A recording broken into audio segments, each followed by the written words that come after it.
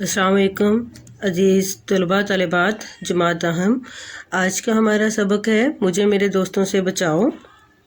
इस सबक में सजाद हैदर यल्दरम जो कि इस सबक के मुसन्नफ़ हैं, वह दरअसल इस हकीकत को वाज़ा करते हैं कि ज़िंदगी में दोस्तों की बड़ी अहमियत होती है, मगर अच्छा दोस्त वही होता है जो अपने दोस्तों के हकूक़, उनकी मसरूफ़ियात और उनके मसाइल को मद्देनज़र रखे।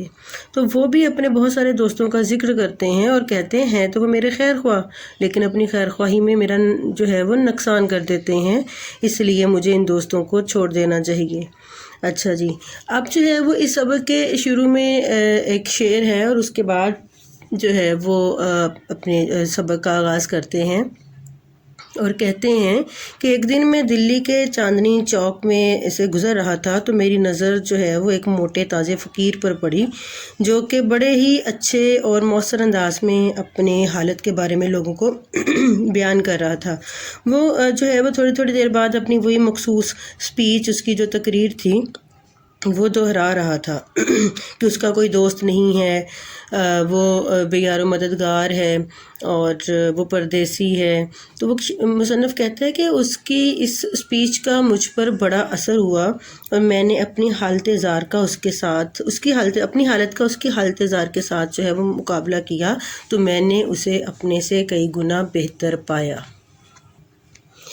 मुसन्नफ़ कहता है कि वो मुझसे इस तरह बेहतर है कि उसका कोई दोस्त नहीं है। और वो कहता है कि सबसे अच्छी बात यही है कि उसका कोई दोस्त नहीं है। कहता है कि ऐसे दोस्त जो काम के लिए दिन भर 5 मिनट की भी फुर्सत ना दें, तो ऐसे दोस्तों का ना होना बेहतर है। अब वो कहता है कि कोई दोस्त कर्ज लेने आ जाता है, कोई बेवक्त दावतों में ले जाता है, नींद आ रही हो तो लतीफ़े पर लतीफ़े सुनाते हैं दोस्त। और वो कहता है कि बाज़ दोस्तों की किताब ख्वामख्वाह पढ़कर रिव्यू भी देना पड़ता है। अब मुसन्नफ़ कहता है कि ये हट्टा कट्टा फ़कीर इन सब परेशानियों से आज़ाद है और इसे जो है वो फिर कोई ताज्जुब नहीं। मेरी हालत उससे ज़्यादा बदतर है कि मेरे बहुत सारे दोस्त हैं जो मुझे इस तरीके से जो है वो तंग करते हैं। वो कहता है कि फ़कीर को तो शुक्र करना चाहिए। अब वो कहता है कि मेरे जो है वो खैर ख्वाह दोस्त हैं, मुझे फ़ायदा पहुंचाना चाहते हैं, मगर हकीकत में उनकी बदौलत मेरा नुकसान हो जाता है। वो कहता है कि ऐसे दोस्त बनाने का क्या फ़ायदा। अब वो अपने एक पुराने और बेतकल्लुफ़ दोस्त अहमद मिर्ज़ा के बारे में बात करते हैं। वो कहते हैं कि अहमद मिर्ज़ा भंचाल की तरह आएंगे, गोले की तरह दरवाज़ा खोलेंगे, आंधी की तरह दाखिल होंगे। वो कहता है कि मुसन्नफ़ के दोस्त होने पर फ़ख्र का इजहार करेंगे और 1 मिनट भी ठहरे बगैर खैरियत दरियाफ़्त करके चले जाएंगे। कहते हैं कि मुसाफ़ा भी इतनी ज़ोर से करते हैं कि हाथ दबाते हैं तो काफ़ी देर तक जो है वो लिखना मुश्किल हो जाता है, इस तरह हाथ में दर्द होता है और जाते जाते अपने इस जो है वो उधम से सारी सोच जो है वो ख़त्म कर देते हैं। इनके ख़यालात उसके ज़हन में जो आए होते हैं वो मुंतशिर हो जाते हैं। फिर जो है वो मुसन्नफ़ कहता है, मेरे एक दोस्त हैं वो मोहम्मद तहसीन साहब, ठीक है, जो दिन रात अपने बच्चों की फ़िक्र में ही लगे रहते हैं और उन्हें जो है वो अपने बच्चों की जो है वो बीवी बच्चों की बीमारी और मौसम के जो है वो तज़किरे के अलावा कोई और बात ही नहीं मिलती। वो तीसरे पहर आते हैं जब इंसान का दिल आराम करने को चाहता है और फिर जो है वो मौसम का ज़िक्र करो तो बच्चों के बुखार और खांसी का ज़िम्मेदार ख़राबी मौसम को करार देते हैं। पॉलिटिक्स या लिटरेचर पर गुफ्तगू करो तो इन हालात से बेखबरी की वजह वो बताते हैं कि घर भर बीमार है। अगर किसी आम जलसे में जाते हैं तो बच्चों को साथ ले जाते हैं, फिर बार बार उनकी नब्ज़ पकड़कर उनकी सेहत दरियाफ़्त करते रहते हैं। इसी तरह इनके एक और दोस्त हैं, मुकदमेबाज दोस्त हैं, जो हर वक्त अपनी रियासत के झगड़ों, फ़रीक के मुखालिफ की बुराइयों, जज साहिब की तारीफ़ या मज़म्मत में लगे रहते हैं। दूसरी तरफ एक और उनके दोस्त हैं जो कि बड़े ख़ास हैं। वो जो है वो मौज़ा सलीमपुर के रईस हैं, उनका नाम मोहम्मद शाकिर है। उन्हें लिटरेचर पढ़ने और लिटरेरी आदमियों से मिलने का बड़ा शौक़ है। मुसन्निफ़ कहते हैं कि एक दफ़ा जो है वो मुसन्निफ़ के यहाँ आए और उन्हें जो है वो ज़िद करके अपने साथ ले गए कि इस आबो हवा से निकलो, गांव की खुली और सेहतमंद आबो हवा में आओ, ताकि जो है वो तुम्हारी कुछ सेहत भी हो और तुम कुछ बेहतर लिख सको। वो कहते हैं कि बड़ी जो है वो उनके बड़े इसरार के बाद मैं उनके साथ वहाँ चला गया। जब शाकिर साहब के यहाँ पहुँचा तो देखा कि कमरा उन्होंने जो मेरे लिए रखा हुआ था नहायत ही जो है वो आरास्ता था और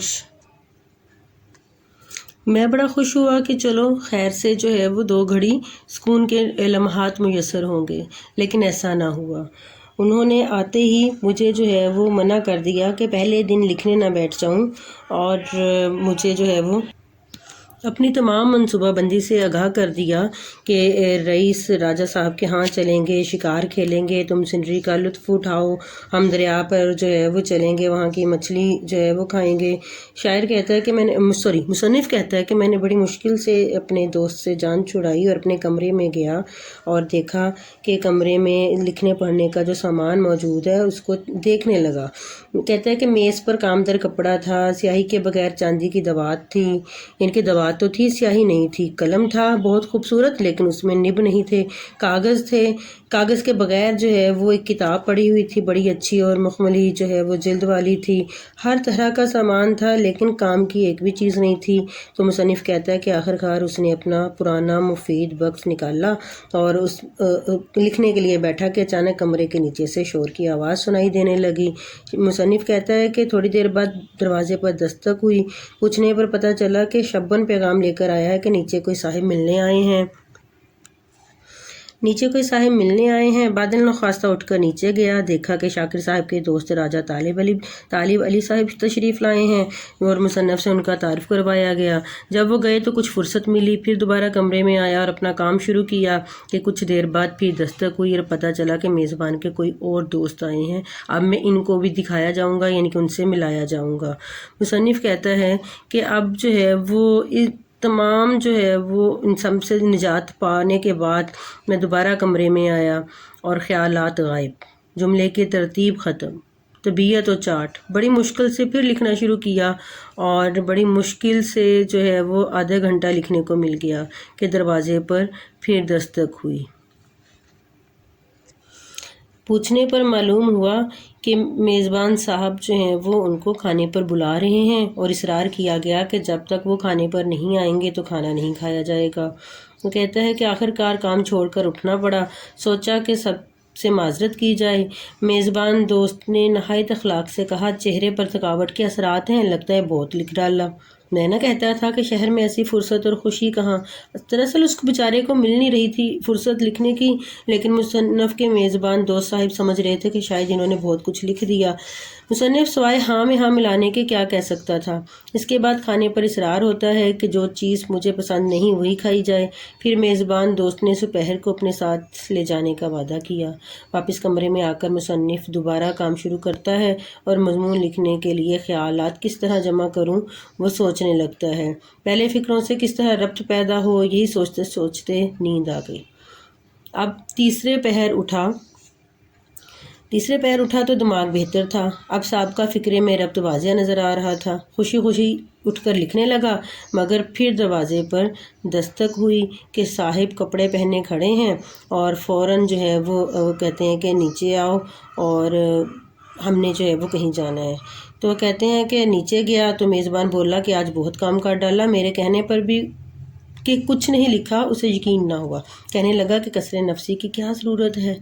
اب یہاں پر تو وہی بات ہو گئی نا کہ وہ بیچارہ جو ہے وہ فرصت کے لمحات ڈھونڈ رہا تھا، لیکن اس کو فرصت کے لمحات جو ہیں وہ میسر نہیں آ رہے تھے۔ مصنف کہتا ہے کہ شام کو جب واپس آئے، کھانے پر باتیں کی، دن بھر کا کام دیکھا کہ ایک صفحے سے زیادہ نہیں لکھا، جو لکھا اس میں بھی کچھ ربط نہیں۔ چنانچہ مصنف یہ کہتے ہوئے اگلے روز میزبان کو ناراض کر کے گھر سے چلے آئے کہ میں مجبور ہوں اس عزیز اور مہربان دوست کو بھی چھوڑ دوں گا۔ اختتام میں مصنف کہتے ہیں کہ میرے احباب کی فہرستیں یہیں پر ختم نہیں ہوئیں، بہت سے ابھی باقی ہیں۔ ایک صاحب جو صرف اور صرف مجھ سے قرض مانگنے آتے ہیں، ایک صاحب ہمیشہ اس وقت آتے ہیں جب مجھے باہر جانا ہوتا ہے، ایک صاحب کو عرصے سے میری دعوت کا شوق ہے مگر پورا نہیں کر پا رہے، ایک دوست آتے ہی سوالات شروع کر دیتے ہیں کہ مگر جب جواب دیتا ہوں تو سنتے نہیں، اخبار پڑھنے لگ جاتے ہیں یا گانے لگتے ہیں، ایک اور صاحب ہمیشہ اپنی کہتے ہیں کبھی بھی میری نہیں سنتے۔ یہ سب دوست میرے عنایت فرما اور خیر طلب ہے، مگر میں کہتا ہوں مجھ پہ احسان جو نہ کرتے یہ احسان ہوتا۔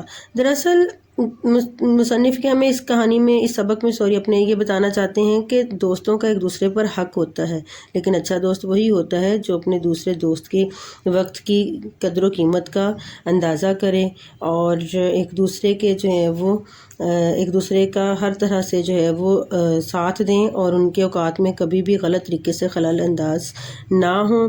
اور مصنف کے دوست ایسا طرز عمل اپناتے ہیں جو کہ اس کے لیے پریشانی کا باعث ہوتا ہے اور اس کے کام کو متاثر کرتا ہے، اسی لیے وہ کہتا ہے کہ میں ایسے تمام دوستوں سے کنارہ کشی اختیار کر لوں گا۔ امید کرتی ہوں کہ آپ کو اس سبق کا خلاصہ بڑے اچھے طریقے سے سمجھ آیا ہوگا۔